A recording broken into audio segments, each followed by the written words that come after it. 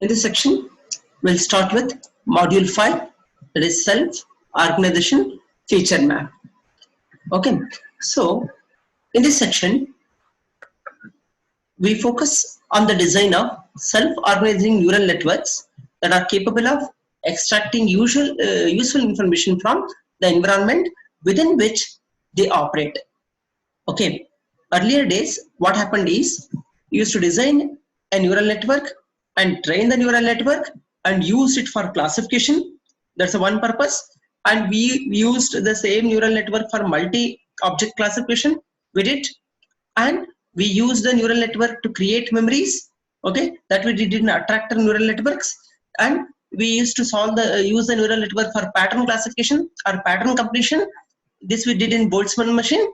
Okay, now we'll see that a self-organizing neural network we are going to design now, which changes its behavior and also which can extract the useful information from the environment within which they operate.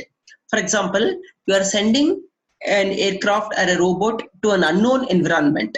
So what it should do under some unknown situations, let's say temperature has increased, or let us say pressure has increased, or humidity has increased, or any other conditions which are unknown conditions. So what it should do, it should learn from the present situation and try to extract important information from the environment, and then it should change its behavior accordingly. That's what is needed actually to make the neural network suitable for real world operation. Otherwise, neural networks will not be useful to the day-to-day life. Now, very important thing is it must be adaptive. Adaptation must be based on information that is available locally to the synapse. Means the neural network should adapt itself to the changing environment. The adaptation should happen where actually some additional information is available to that synapse. I cannot always give the information only to the input side. I can give the input any side, but your neural network should be able to take those input and adapt to the new values in this one. Now, the self-organizing systems are based on following three principles. There are three principles for the self-organizing systems that are: one, adaptation in synapses is self-reinforcing, means synapses will reformat their connections. They will make or break the connections so that they are adaptable to the new environment. Next, LTM dynamics are based on competition. There is one more thing. Let us say many neurons are competing for a particular job. Only the neuron which wins the competition will participate in this one. Otherwise, they will not be able to connect. So that is the one. And one more, LTM dynamics involve cooperation as well.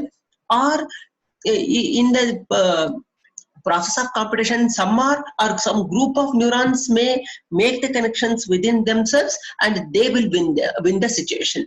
That is another way. Either cooperation you win the situation, or in the competition you win the situation. So any of these three categories can be used for the classification or the type of neural networks. Now let us see the very important concept, maximum eigenvalue filtering. So what we do is, let us consider the law Wij, new value of Wij is equal to minus Wij plus delta I of xi plus into delta j of xj. So this is a law that is known as Hebb's law, and it forms a basis for outer product correlation. That is, outer product is W into X. And it is useful for bidirectional associative memories. That is, you have neuron A, B and C. So a connection is made from A to B and B to C, and also connection is available from C to B and B to A. So that's why such bidirectional associative memories, which are seen in the attractor network, there actually we use the Hebb's law. Okay, so change in the way it is dictated by the product of signals of pre and post synaptic neurons. That is, it is one of them is presynaptic neuron and another one is a post-synaptic neuron. If the weight of them is positive, both of them are positive, so original value plus this single add, new value will become less than the original value according to the magnitude wise. If this value is one of them is positive and another one is negative, both of them will be negative, so total value will be more than the previous value, magnitude wise only. Okay, so this is a change that we observe depending on the value of post-synaptic and pre-synaptic product of the signals. Now, the activation Y and the signal S are computed as S is equal to Y, that is whatever activation you are giving, because of that you are going to obtain a signal S, and that is equal to Wi into Xi. Both of them are column vectors. Okay, so single column multi-row vectors.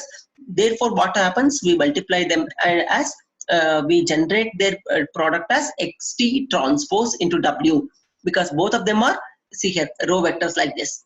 So that what happens, one of them is taken transpose, that can be multiplied, and you are going to obtain the output Y. Now, the linear neuron, when you consider neuron, the learning law 1, that is whatever we have learning law, is equal to Wij dot is equal to minus Wij, first term as it is, plus Xi into S. That is delta I of Xi will become equal to Xi, and delta J of Xj will become S. S is nothing but Y output. That is minus Wij plus Xi into Y. Look here. This is x1 into w1 plus x2 into w2, so on up to xn into wn. That is given to a neuron that will come at the synaptic connection, which are nothing but the multiplication and addition of these things, and that will give you the output as S. That is nothing but equal to x transpose into w. That is implementation of equation 2.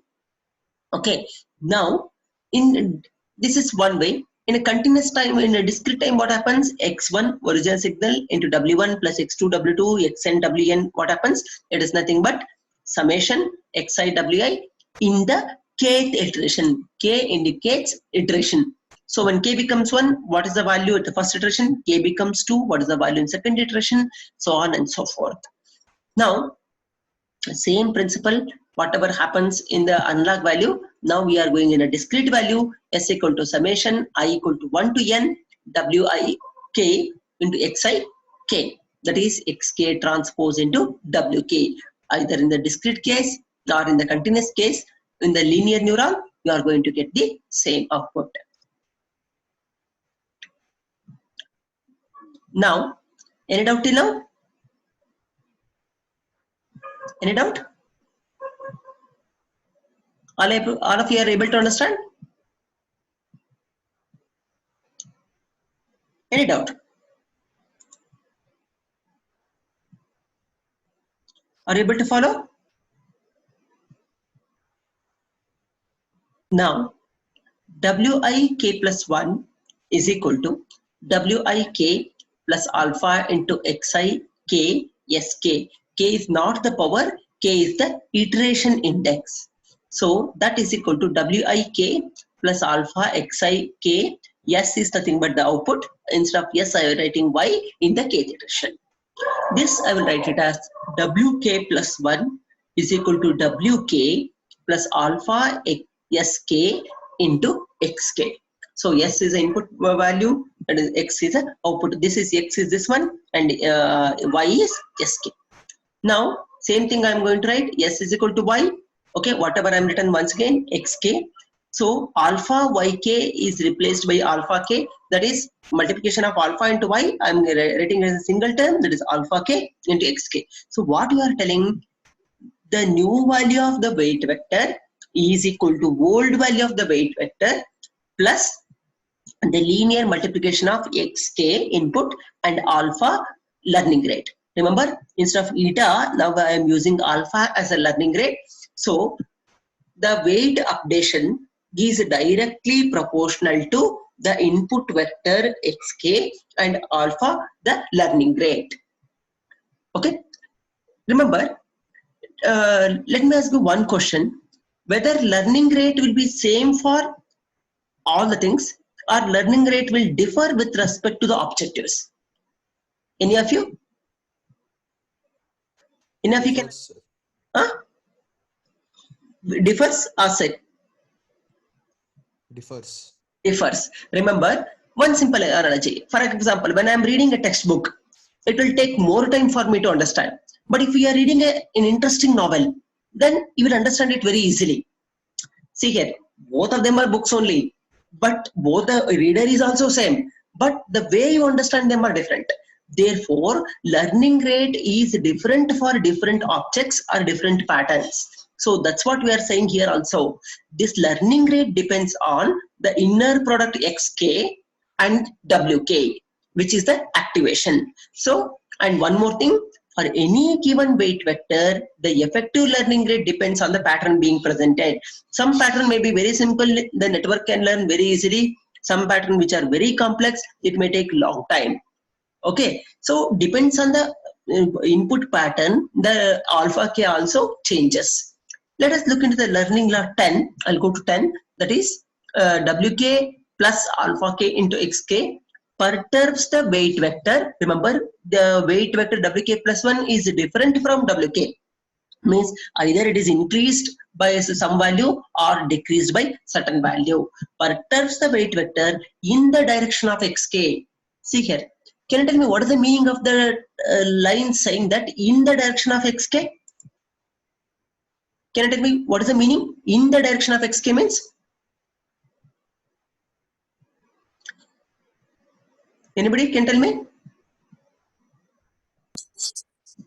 Huh? Jayendra? What is the meaning in the direction of xk? The old vector wk changes to new vector wk plus 1 by the influence of xk. So if xk is positive, the wk and assuming learning rate cannot be negative, therefore alpha k is positive only. Since xk is positive, wk plus 1 will be more than wk. If xk is negative, then wk plus 1 will be less than wk. Therefore, whether it will become more than wk plus 1 will become more than wk or it becomes less than wk. It depends on xk only for a constant alpha k, because learning rate cannot be negative, so it directly depends on xk. That's what is the meaning of in the direction of xk. By the amount proportional to the signal sk. Correct. Alpha k is nothing but alpha yk, that is equal to alpha sk. So I can tell alpha sk into xk.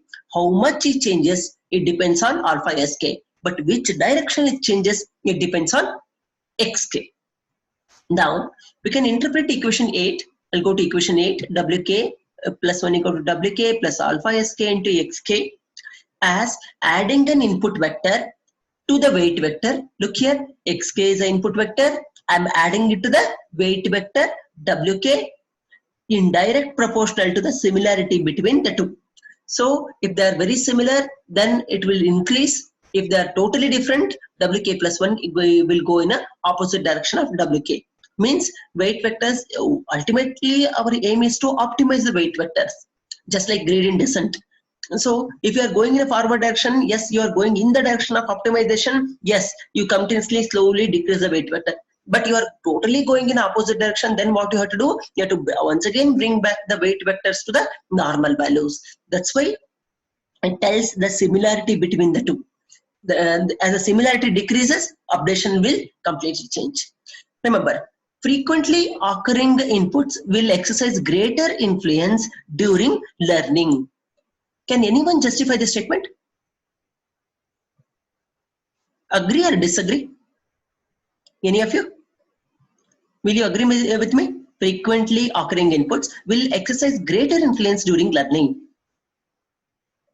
Agree or disagree? Any of you? Huh? Agree? See here. I want to learn 2 ones are. Okay. So how do you write? 2 ones are 2, 2 twos are 2, 4, 2 threes are 6, so on up to 2 tens are somebody has written on the board and I am reading. Which one you will understand very quickly? Which one it is very easy to remember out of this one? See, it is written like this: 2 into 1 equal to 2, 2 into 2 equal to 4, so on up to 2 into 10 is equal to 20. Which part of this one is very easy to remember? Huh? Which part of this one is very easy to remember? Table. Huh? Anybody? Huh? Tell me. Rahul? Any of you? Which is very easy to remember out of these two?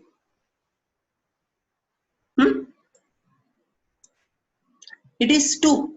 Why? Because 2 is same on the left hand side. So after that, what happens? Into you can remember because it is easy. It's 2 into 2 into everything is same. Therefore, it is very easy to remember the left hand part. Then 1, 2, 3, 4, you keep observing. Then what happens? It is 1 to 10. Assuming that I know the numbers from 1 to 10, I can understand 2 into 1, 2 into 2, 2 into 3, 2 into 4, up to 2 into 10. Therefore, it is very easy to learn. But which is the most difficult part to learn in a table? Which is the most difficult part in the table? Right hand side or left hand side? Any of you? Which is the most difficult part in right hand part or right hand part? Because numbers will change 2, 4, 6, 8, 10. But I don't know the relation between them. So 2 is separately I have to remember, 4 I have to remember separately, 6 I have to remember separately, and none of the numbers on the right hand side are repeating. Therefore, it takes more time to learn the right hand side than when compared to the left hand side. That's what is the meaning. Frequently occurring the input will exercise greater influence during learning. Therefore, I will learn the left hand part very easily but take more time in learning the right hand part. The neuron weight gradually biases itself towards the direction in the input space that has frequently occurring patterns. Means what is the meaning? So my weight vectors will change such that which are repetitive ones in the pattern whatever I have given, those can be learnt very easily. Why it will happen? Why? Because first 2 will observe, second 2 observe, third time what I will do, I'll try to predict next also maybe 2. Yes, that is also correct. Fourth time, once more I'll predict 2. Yes, it is correct. Therefore, if I keep doing all the 10 times it is 2. Therefore, there is no need to remember 2 separately because I have optimized my weight vector. Once I am optimized my weight vector, I can predict properly. Therefore, there is no need to remember much. That's why I learned 2 very fastly. So the weight vectors biases itself towards the direction in the input space that has frequently occurring patterns. So that my neural network has trained me such that left hand side 2 is only occurring. So 2-3 times I tested my prediction. Yes, it was correct. Therefore, I confirm my prediction. Therefore, I'll assume that it will become 2 only. Therefore, I optimize my weight vector and I learned that in 2 answer table, 2 will occur on the left hand side. Yes, this is my knowledge. Okay. Now, this dominant direction, look here, this dominant direction is that of eigenvector corresponding to the largest eigenvalue of the correlation matrix of the input vector stream. What happens is when you correlate the input x and w, whatever maximum value that is going to come, that value, that is the eigenvector corresponding to that largest value will be the dominant direction. Means there are many patterns to learn, but which one I learned fastly, which one was most occurring? How do you know that most occurring in neural network? It is the eigenvector which has a maximum value. Suppose for 2 and 1 and 2, 2, 2, 4, if I keep making eigenvectors for each one separately, it is the left hand side 2 that is going to generate maximum eigenvector. Therefore, I can understand that 2 is occurring always. Therefore, I learn 2 correctly and very quickly. This because eigenvector is maximum. As eigenvector decreases, rate of learning also decreases. Look here. Any doubt here? Are you able to understand? Any doubt? Consider the weight update. So once again, I'll write wk plus 1 is equal to wk plus alpha. It is xk transpose into wk. That is the previous input and this one. Okay. And xk. xk is a present input.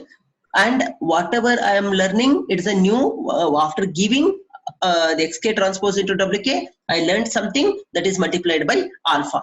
That is therefore wk plus alpha, this xk I'm turning this side, look, this xk has come here, xk transpose into wk. This yields, okay, so we'll go to next one. This yields, take this wk this side. So wk plus 1 minus wk is equal to alpha xk transpose into wk. So a transpose, look here, I'll take the expectation of both sides conditional on wk. So e of wk plus 1 minus wk is equal to, what is the difference? Delta w. Wk and wk plus 1 is the next value, wk is a present value. Difference will become delta wk. That is equal to alpha expectation of xk transpose into wk. So remember, you cannot expect weight. Weight is already, you have in neural network, weights are keep changing, so you cannot tell what will happen to my input. So what I can do, I'm learning 2 answer. So first I learned 2 into 1 equal to 2 I learned. Next time what is happening, 2. So I am expecting what is the probability of getting 2 next time. So I keep looking at the left hand side. So I'm keep getting 2 only. Therefore, my expectation is maximum. Next, what happens? I will learn 1. Next 2, 2, 2, 2, 3, 2, 4. So therefore, after looking at this one continuously, I'll assume that it is what already I know. 1, 2, 3, 4, 5, 6, whatever I know, that is only the pattern. Therefore, when 2 5s comes, after that what I will predict, left hand side must be 2, then it should be into, next after 5 it may be 6. So what is the probability, what is the expectation that it will become 6? That I can do, but I cannot tell what will happen to 2 into 6. That is not known to me. Okay, that will be known only after training. Only after I learn the table, 2 ones a table, I will tell what is 2 6 are equal to. That's why I have to take the input only, not to the weight vector.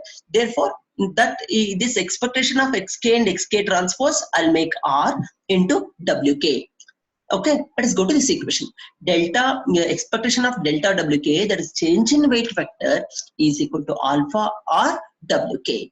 Now let us w cap. This is a symbol which denotes the equilibrium weight vector. What is the equilibrium weight vector? Means the network has already attained the equilibrium and the weight changes are not going to occur in the subsequent way. Even if the weight changes occur, they will be so minimum that subsequent weight changes will be neglected. In equilibrium condition, weight changes must be average to 0. Means it is not that weight is not changing. Some weights will go in a positive direction, some weights will go in a negative direction. So total sum you do, it will become 0.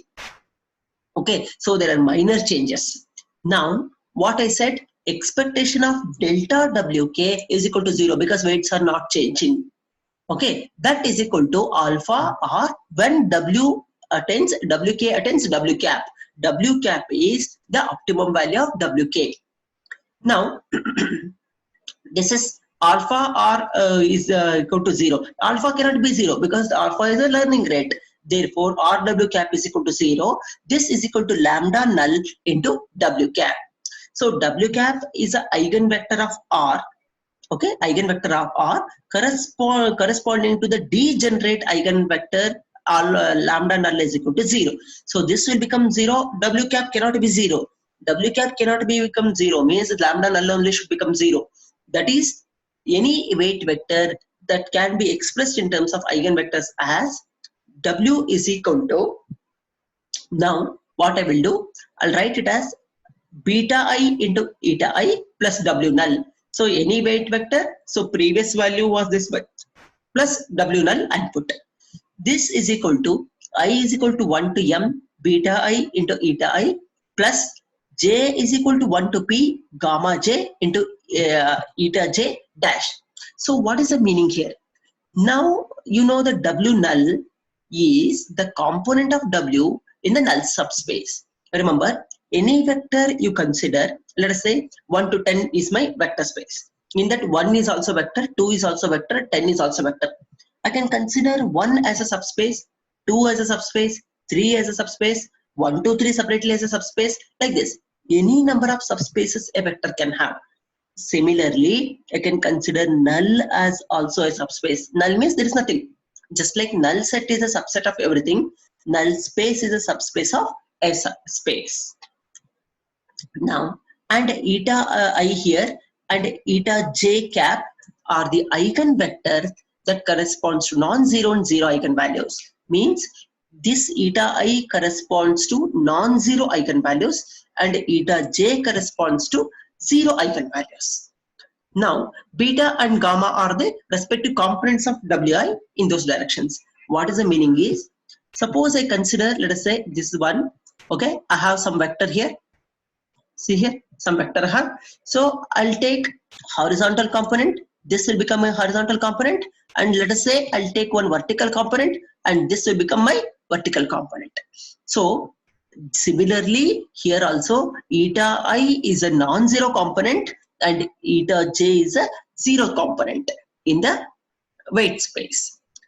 Now, once again, Wk, now because of some changes in the network, you are updating the weight, and optimum weight was W cap and some epsilon I'm adding. Previous value was W cap, now it is changed to Wk is equal to W cap plus epsilon.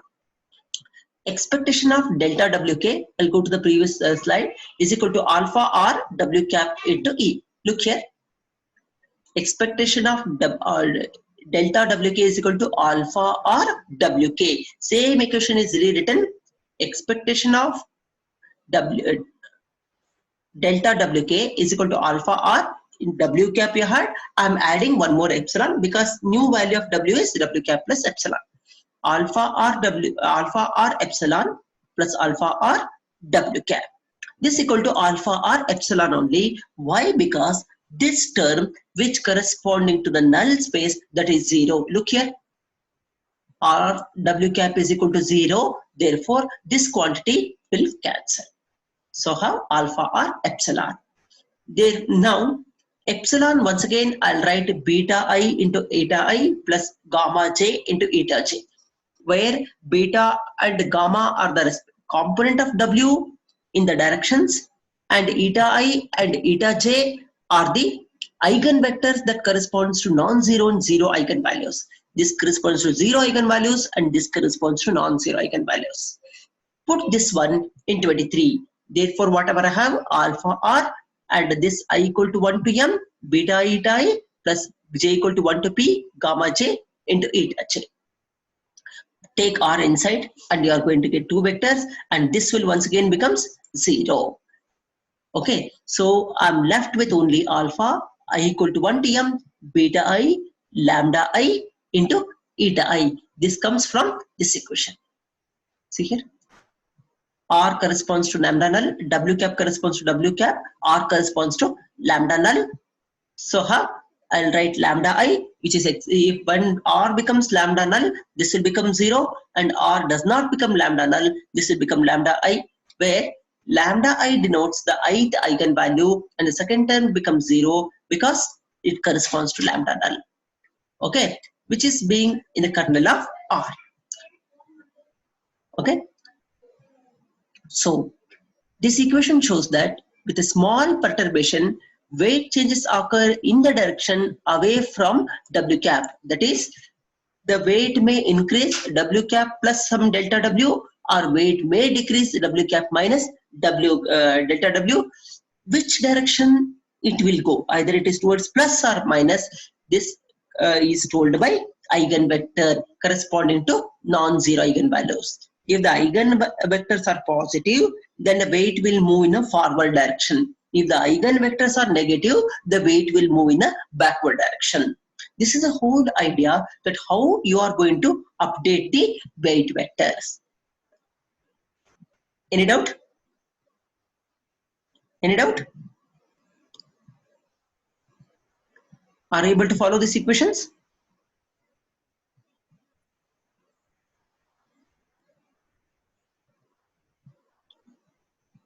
Any doubt?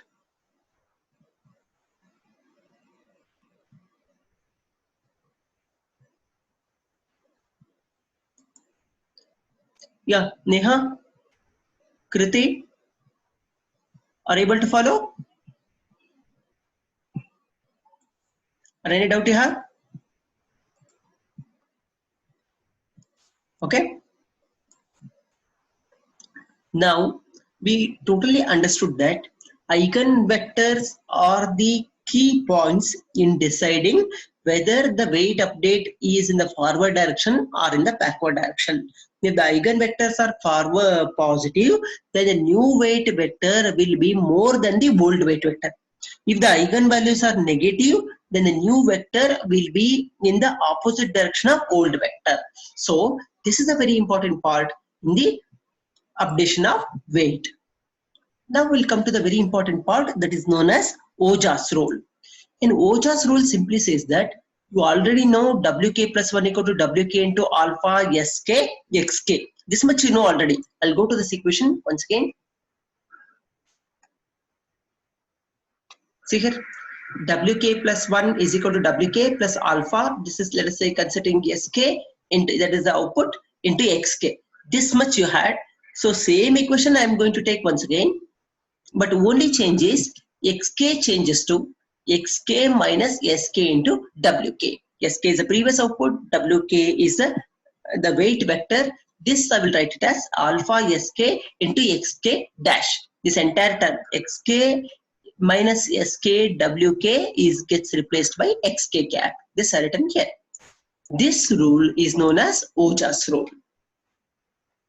Now Wk plus 1 is equal to Wk plus alpha Sk into Xi in the kth iteration, where Sk is equal to Yk. So I'll write it as Xk transpose into Wk. Any output Y is equal to Xk transpose into Wk, that I written. Now I will normalize this equation. How do you normalize? This is written as it is divided by its magnitude. Wik plus alpha Sk Xk divided by summation j equal to 1 to n Wjk plus alpha Xk into Xjk whole square. That is vector by magnitude. For example, how do you normalize x plus jy? X plus jy is normalized by x plus jy divided by root of x square plus y square. Same way here also, it is for all the iteration, because how many of all the vectors I'll take j equal to 1 to n. Say if there are n number of neurons, for all of them I'm updating weight vectors. Wj, new Wj is calculated, that is normalized by this one. In the equilibrium, what happens? The weight change average should become 0. Some of them will increase and some of them will decrease. Therefore, the delta Wk, that is expected weight change, must become 0.